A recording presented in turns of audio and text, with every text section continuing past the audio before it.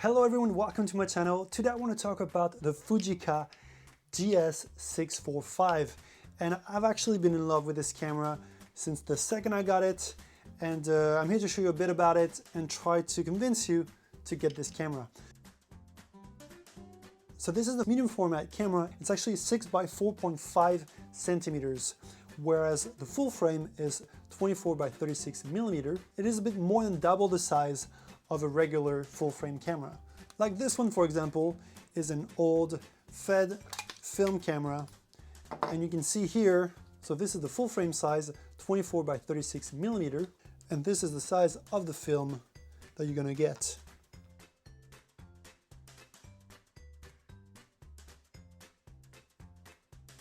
So I'm going to go through this camera very quickly.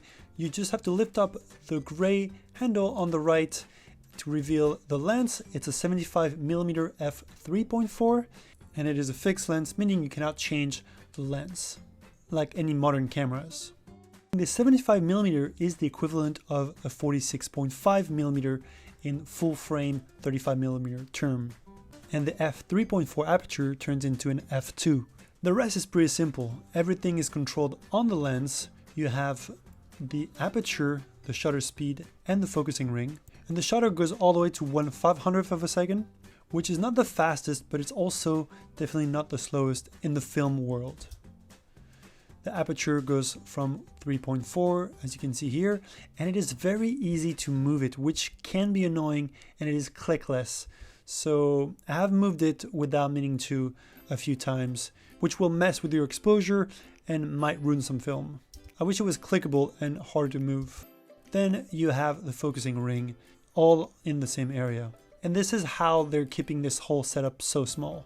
It has a built-in light meter, so you have to put in the right ISO for it to calculate the right exposure. And you do that by looking for the little crack on the side of the lens and then moving it all the way from one side to another to move the ISO up or down.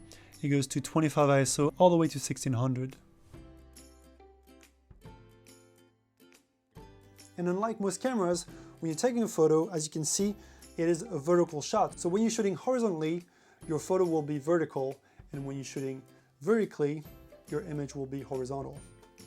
It's a bit weird at first, but you get used to it. And I actually bought this mainly for portraits, so I enjoy actually shooting portraits like that now. But the most magical part about this medium format camera is how small it is and thin it is.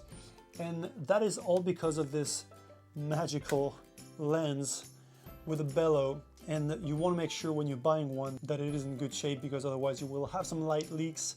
This one has been replaced with a plastic one, and the guy who sold this to me told me that this was the best type of bellow to replace it with because it's just plastic and it will age well. And the only way to add ND filters is by adding the lens hood, which itself has a screw-in mount for, I think, 52mm, not sure, but around there.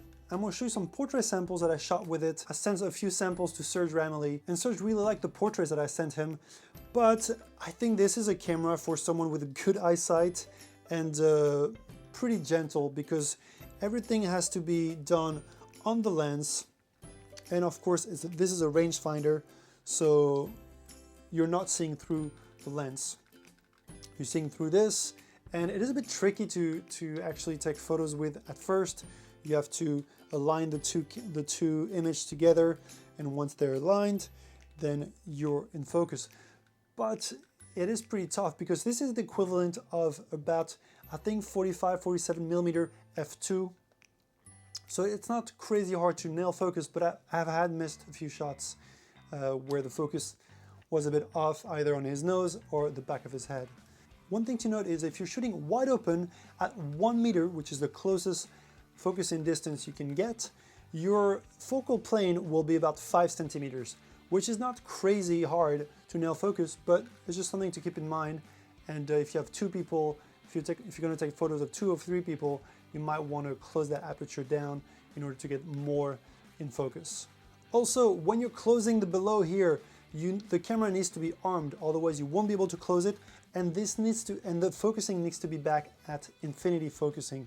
Otherwise, you will break the lens closing it down. So really make sure that you do that every time.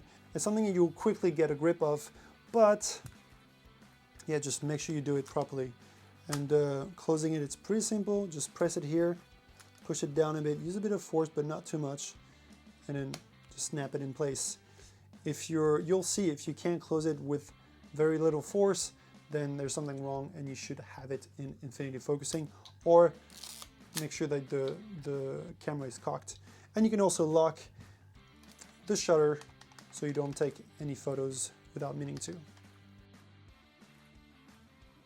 And price-wise, these days on eBay, you can find this for about 450 to 600 euros, $600, depending on where you are and depending on the condition. Just make sure that everything works properly. This one, I bought it for 550 euros, used in Paris, and it had a new below, and it is in prestige condition. So I'm really happy with the price I paid for it. I've seen videos online where people were saying that they only cost about $300. So I think the price has increased for these cameras, which is always a good thing, depending on when you buy this camera. But the good thing about film cameras is they don't really go down in price. So if I want to sell this, let's say in a year or two, because I don't like it anymore, I can easily sell it for the same price. So I truly recommend trying this camera.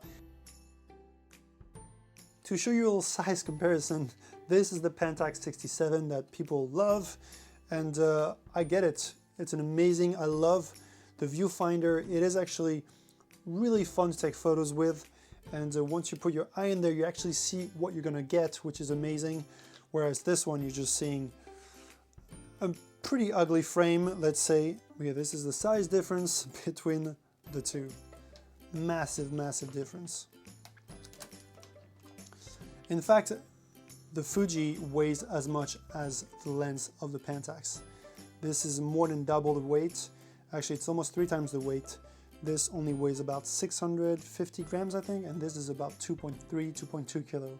So huge difference, huge difference for a comparable focal length. But this is the equivalent to a 51.2 in terms of full frame, when you look at it in full frame, and the rendering, and this one is equivalent to 45, I think, f2 only. All right, that's it for this video, guys. I hope you enjoyed it, and if you did, please hit the like button. It will help me out a lot. Apparently, with the whole YouTube algorithm, it helps. And subscribe to my channel if you want to see my next video. I think I'm going to be doing a video on my video projector that I just got. This is a 3 meter, you can't tell, but this is a 3 meter projector in my small apartment, and I'll show you how to get a little setup at your place, really professional setup, and amazing image quality for only about $700 or 700 euros.